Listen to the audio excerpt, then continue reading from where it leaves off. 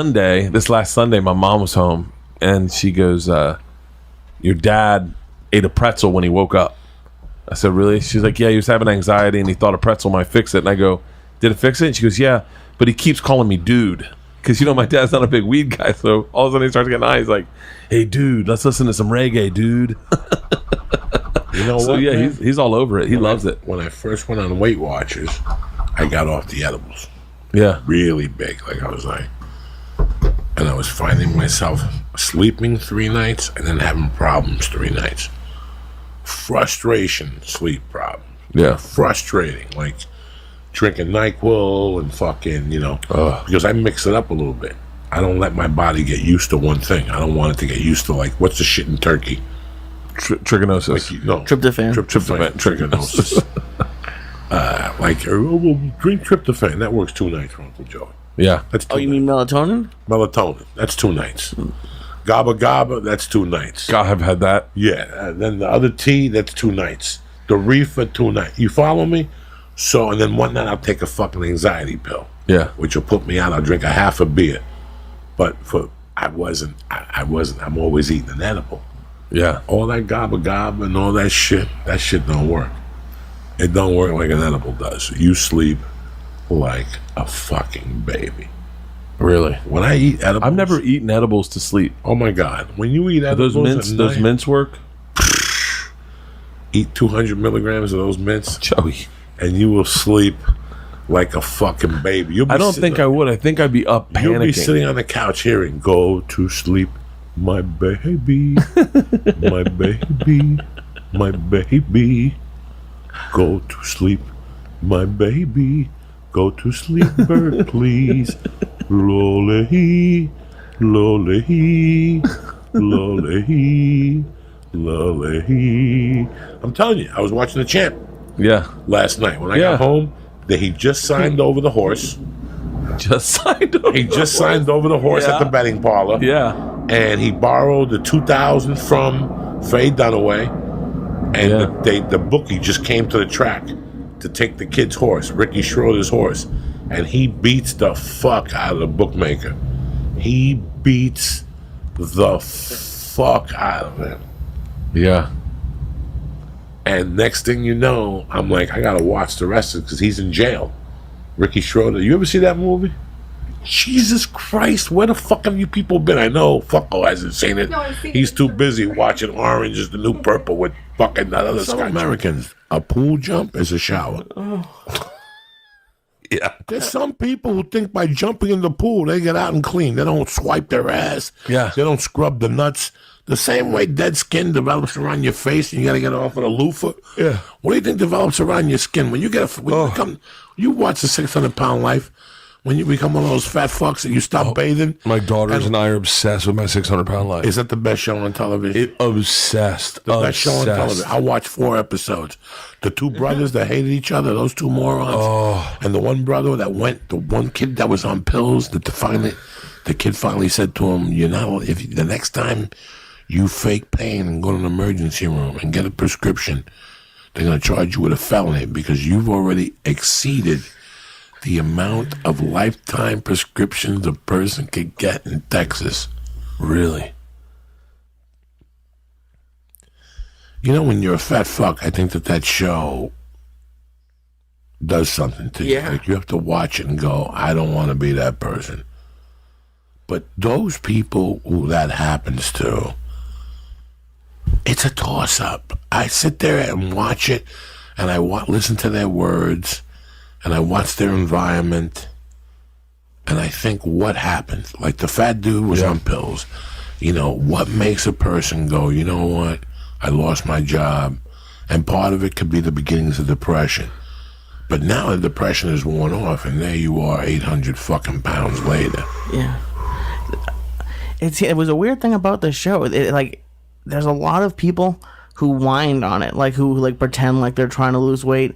There was a couple women on the first, because I haven't had cable for a couple years, so the first few seasons, there were some women who just would just lie, and they had cameras in their faces. Well, nobody showing what they ate. Nobody is going to. Oh yeah, everyone lies about what. I mean, it's It's a sickness. Absolutely. The one kid that was eating how many pizza pies? The kid up in New Hampshire, the brothers. That was the one kid. Oh yeah. The kid he would call his father from Houston to order Domino's for him in Houston, and the dad was in New Hampshire. Yeah, he was was he not eating 8 pizzas a day? It's I deal with I think my real addiction in life is food. Meaning like tonight when I go home, it's gonna be really. It's a real battle for me to just go lay in the bed and go to sleep, and I want to eat something when I get home. Like, and I've been there where you just go fuck it, and then you just start eating, and you just can't stop. You're like, I'm already and I've been the biggest I was 265, and when I was at 265, part of you is just like, I can't turn this boat around. We're sailing so fast in this direction, I don't know how to turn this boat around. And then finally, when you start getting momentum, you're like, oh, there we go. It's like, I don't know, man. I empathize with those people. Because I feel like I've been there. I've been there. I was on my way. I would have been, absolutely. You were huge. Yeah, and I've gained like 15, 20 pounds back. I was 315. I got down to 227, and I'm 245, 247 right now. The longest yard for a second. The fucking when we all jump in the lakes. I forget you were bigger than this. Watch this. Like, I forget you were big. Like, whenever this is on, like, you scroll down and there's a scene that it says your the longest yard Comedy Central. Yeah. If it's at like the hour mark, I'll put it on just to watch that scene, and it makes me feel like the 600-pound man. I forget you were big, and I forget Segura was big. You got to watch this scene. Like, Segura still looks fat to me when I see him. No, I saw him Friday. He looks tremendous. He's a fucking asshole. Yeah, he looks really good. He really works. Him and Rogan are like, Bert's gained all the weight back. Dude, I'm still 222. I was 217, and then I went back up to 222 the other day. But yeah, I'm still 220. That's why I float at 220. Up and down. And so, but I'd like to get, I don't know if I want to get, like, I don't know if I want to do my next special at 205. Where I look good, like, what are you at right now? Right now, 220. Probably 220. Are you scared for your daughters at any point in your life? Do you think about them when you're on the road? Yeah, I'm afraid.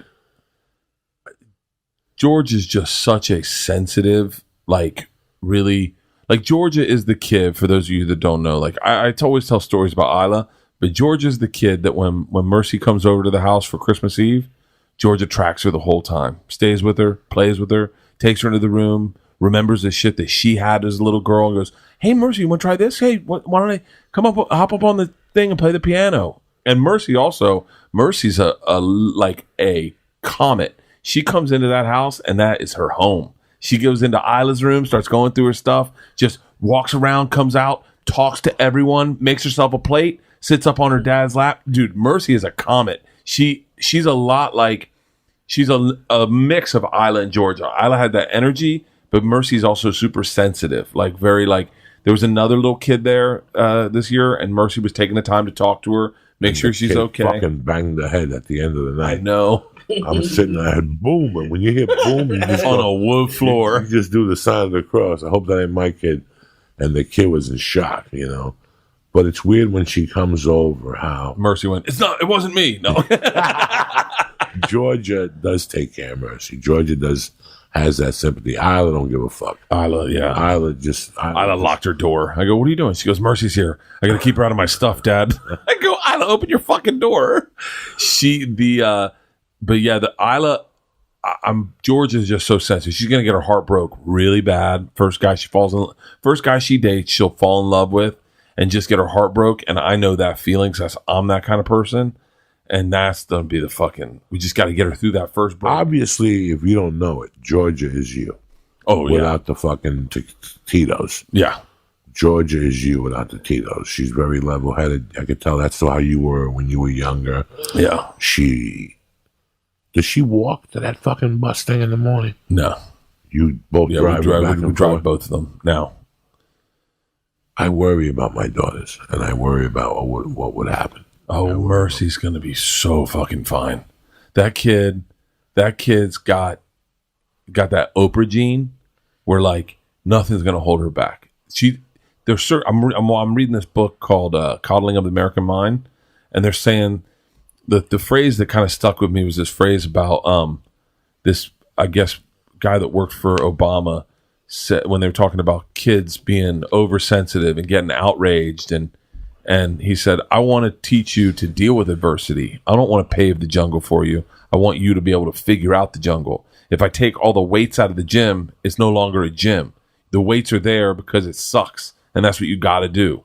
And there's certain kids, you need your kids to find adversity. And if I may have made any mistake, it's been trying to protect my kids and not let them run into as much adversity. I think that's a big fault of like the kind of parent I am. I think Leanne shows them more adversity. Says, hey, if you want, go to Menchie's. You girls go by yourself.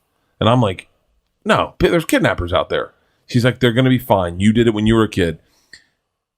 Isla's someone that can take adversity on the chin and deal with it. And Mercy's that same person. Mercy she's got your gene. I don't think so. Mercy's very sensitive.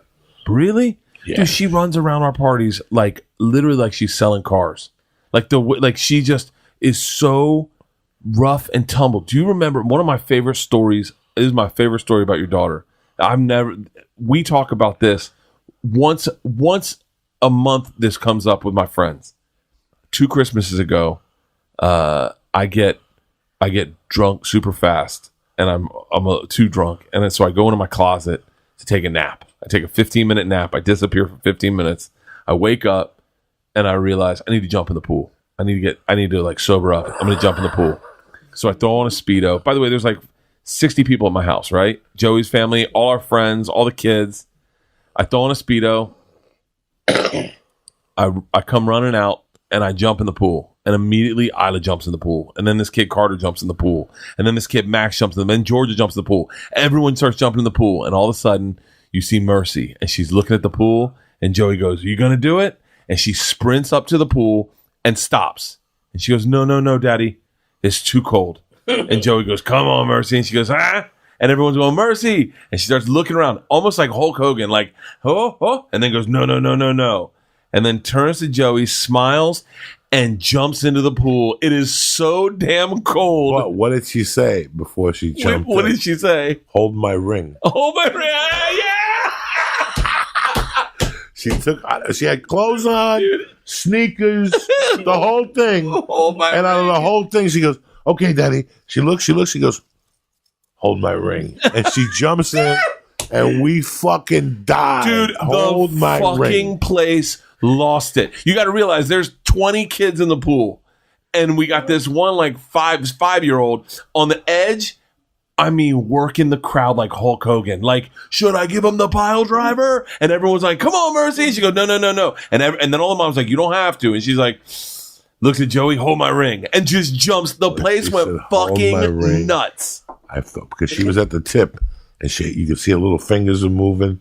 Like she was nervous about it. She wanted to jump in. She had peer pressure on her.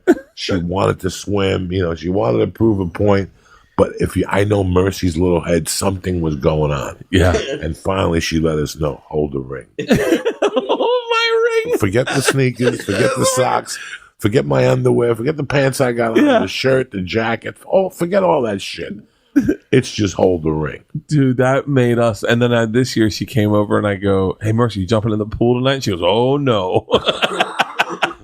Because she didn't know it was going to be as cold as it was. She jumped in and it's like 50 degrees. And she popped up just, that look you just. When your whole body hits your fucking bones. Oh, no. I worry about my Mercy a lot. I worry about how to raise her, how to, you see these girls in Hollywood. And you've been here a long time. Yeah. And you see that hole. And you got to figure out how to fill that fucking hole, Yeah. When women come up to me and tell me they want to be a star, that's not normal. There's got to be a work pattern. There has to be all these things. And there's times I like her at her school, but there's times I don't like that school because of who else goes there. Other than the parents. And what they're talking about. It's like how Josh Wolf said he pulled this kid out of the school when he went to a kid's party, and the alligator, before he got killed, was there. Oh. Steve Irwin? Yeah. He goes, I went to a kid's party. When they went to Carpenter, Yeah. because I went to a kid's party, and the guest was Steve Irwin with the alligators there. And he goes, and then I took my kid out of that school when he had a party, and they gave away bags at the end, party favors. Yeah. And the kid looked at the bag and threw it back at Josh. And he goes, last party we went to, they gave us Nintendos, like games, or those expensive games. Yeah. And Josh is like, I got to pull her out of that. I got to pull him out of this environment. But I try to toughen her up. I show her Narcos. She watches Narcos with me. Yeah. I had her watching Sopranos a little bit. We're going in like fucking Marines, you understand me? Welcome to church, motherfucker.